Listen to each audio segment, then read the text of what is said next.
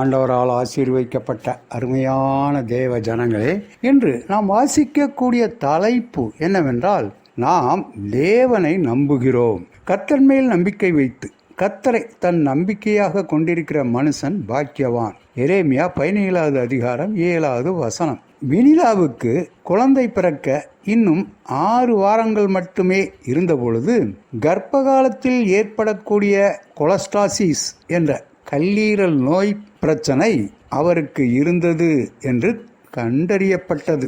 வினிலாவை மருத்துவமனைக்கு சிகிச்சைக்கு அழைத்துச் சென்றனர். அவளுக்கு சிகிச்சை அளிக்கப்பட்டு இன்னும் 24 மணி நேரத்தில் குழந்தை வெளியே வந்துவிடும் என்று மருத்துவர்கள் அறிவித்தனர். அதே வேளையில் மருத்துவமனையின் மறுபக்கத்தில் கோவிட்-19 சிகிச்சைக்கு தேவையான வெண்டிலேட்டர் மற்றும் தேவையான உபகரணங்களை ஒழுங்குபடுத்திக் கொண்டிருந்தனர். அதனால் வினிதாவை பராமரிக்க முடியாமல் வீட்டுக்கு திருப்பி அனுப்பிவிட்டனர். அவள் தேவன் மீதும் அவருடைய திட்டங்கள் மீதும் நம்பிக்கை வைக்க முடிவு செய்தார். சில நாட்களுக்கு பிறகு ஓர் ஆரோக்கியமான குழந்தையை பெற்றெடுத்தார்.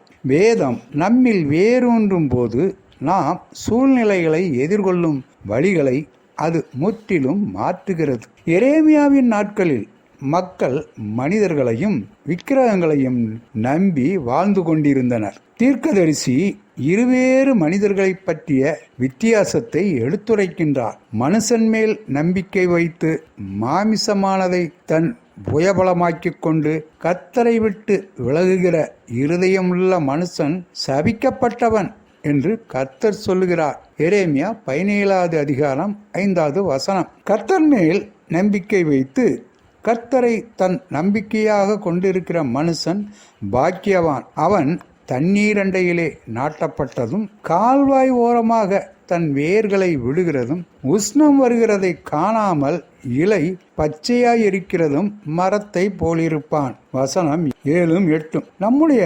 பிரச்சனைகளுக்கான தீர்வுக்காய் நாம் அவரை விசுவாசத்தில் சார்ந்திருக்க அழைக்கப்பட்டிருக்கிறோம்.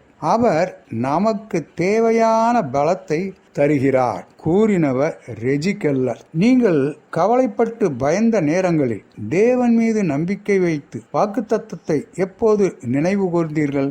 தேவனை நம்பும்போது எல்லா சூழ்நிலைகளிலும் தீர்வு கிடைக்கும் என்ற புரிதல் எவ்வாறு ஆறுதலை தரும்? அன்பான தேவனே, எல்லா சூழ்நிலைகளிலும் உம்மை நம்பவும் ஜெபிக்கவும் உதவியதால் உமக்கு நன்றி. நீர் என் போராட்டங்களின் மத்தியில் வந்து நின்று எனக்கு பலன் கொடுக்கிறீர். ஆண்டவர் தாமே நம் அனைவரையும் ஆசீர்வதிப்பாராக. ஆமென்.